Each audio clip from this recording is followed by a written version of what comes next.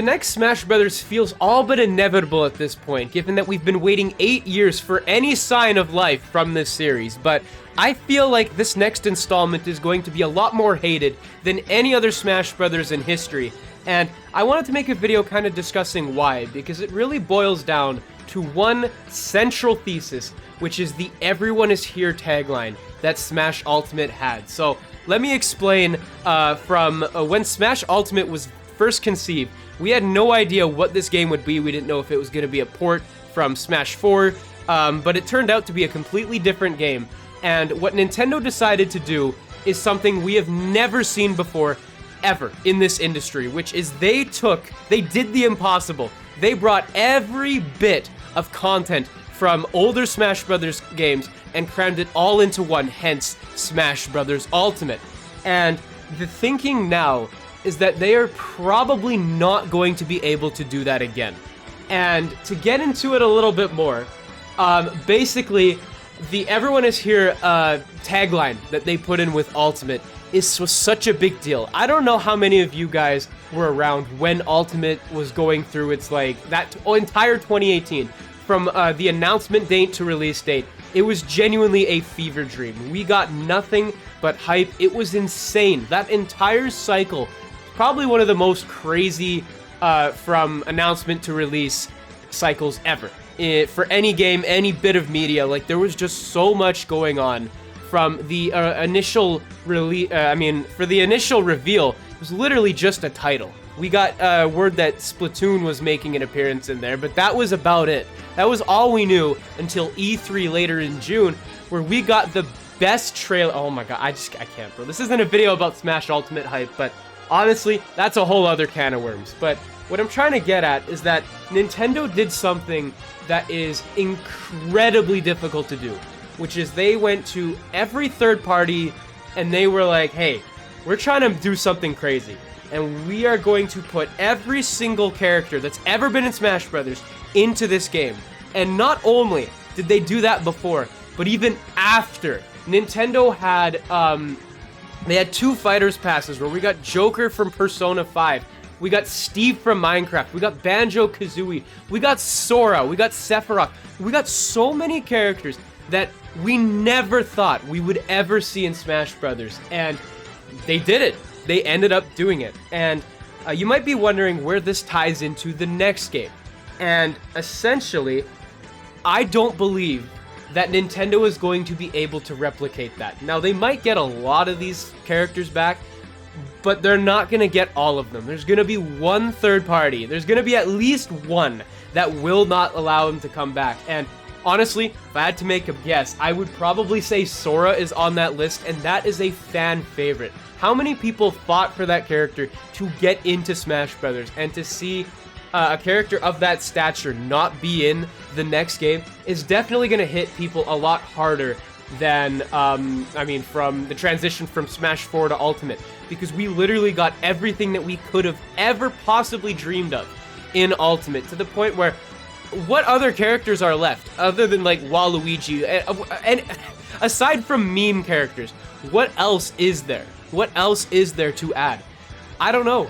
But essentially, I don't believe that Nintendo is going to be able to replicate that. And you can see that from the transition of Mario Kart 8 Deluxe to Mario Kart World, which is kind of the other big game, the other big franchise that you can kind of pull away from here, where Mario Kart 8 Deluxe is, for all intents and purposes, a perfect game. There is, I genuinely, I might be biased here, but it is essentially a perfect game. It has sold incredibly well. There is absolutely no problems with the online. To be honest with you, it is probably the most smooth online experience Nintendo has ever put out there. Bar none. With 12 racers, like, you're good. You're good. But essentially, you go from Mario Kart 8 Deluxe, which was perfect, to Mario Kart World, which is less than perfect. And you can kind of see where I am coming from here, because so many people can just tell you play Mario Kart World and you're just like, this game, there's something about it that it just doesn't have that charm that 8 Deluxe did, that the one on the Wii U did, or DS, or 7, or Wii. There's just something about it that makes it worse. And it's hard to articulate into words the difference between these two games, but essentially, I feel like that could repeat. I know it is incredibly early. We have heard nothing about the next Smash game, but given how high the bar is that Ultimate set, it is an incredibly high bar, that it is going to be nearly impossible to clear it. And given just the name, Smash Brothers Ultimate, what's next? Smash Brothers Legacy? Like, what is going to be able to top this entry that they've done? And I feel like we are gonna go, it's gonna be like a Mario Kart 8 Deluxe to World situation, where you've got a perfect game, and then the sequel to it is going to be it's gonna be worse in, like, fundamentally in many different ways. It's just gonna be missing a lot of what made the original or the last game so special, and that's what worries me about Smash Brothers. And if you don't know me and my content, I love this game. This game has been literally, it's my favorite game of all time. To put it simply, it is my favorite game of all time. It has done so much, and to think that Smash Ultimate could be the pinnacle right now. This could be the peak of Smash Brothers right now. Because if you look at what happened to Mario Kart, Brody, I streamed Mario Kart 8 Deluxe, I mean, all the time. And we were hella excited for the next game. Mario Kart World comes out, I'm still streaming 8 Deluxe. I know this is a bit of a personal sort of side of it, but like, what I'm trying to tell you is that this could be the peak.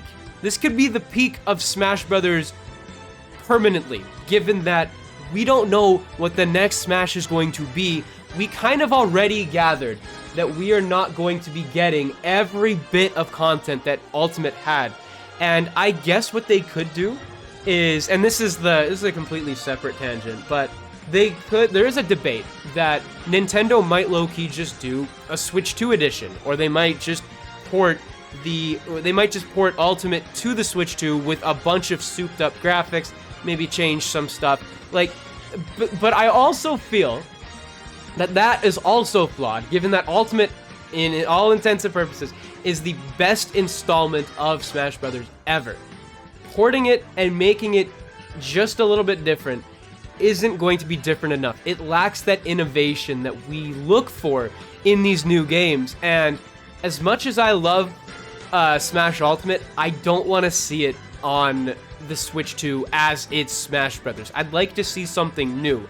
And I think the general consensus amongst everybody is that we would like to see a new Smash Brothers. Now, we don't know who's going to get cut, but we can guess that a lot of these third-party characters are also just probably going to be on their way out, given that getting the rights for them was probably hard enough in Ultimate, but trying to do it again, is it going to be worth the dollar amount, given that Smash Ultimate sold 40 million copies? These companies that hold the rights to these characters know that Ultimate was incredibly profitable, and they are going to charge more for Nintendo to get the rights to put them in the next game. And at that point, is it going to be worth it?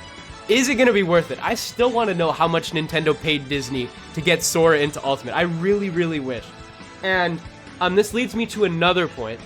And the discourse online for Smash Brothers has never been nice. It has never been good. It has always been toxic as hell. And you guys know it. If you've ever been in the Smash Brothers community, you know that there's a lot of toxicity here.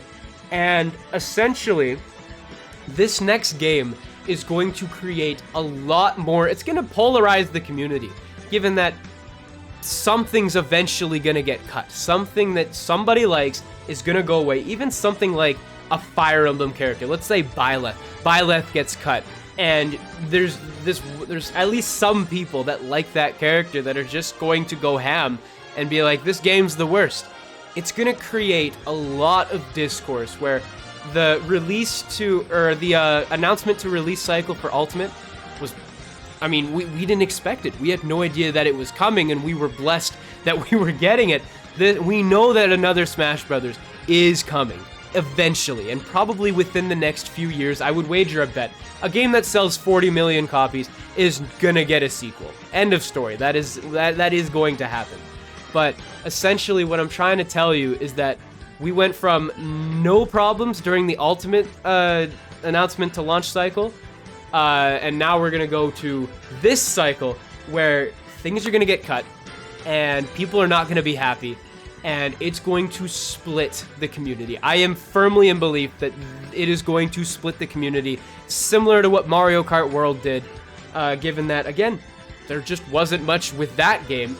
Are we gonna... I feel like the next Smash Brothers is gonna be better than World, but you know what I'm trying to tell you is that I feel like it's gonna be a lot more toxic from the announcement date to the release, and it's just gonna be difficult to manage for a lot of us that are just trying to enjoy these games. And even something like porting Ultimate over is just not gonna be enough. It's not gonna quench that thirst, because we've been playing Ultimate for 8 years. We've been playing it for a freaking long time. Like, you know, the gap between Smash 4 and Ultimate was probably, what was it, 4 years?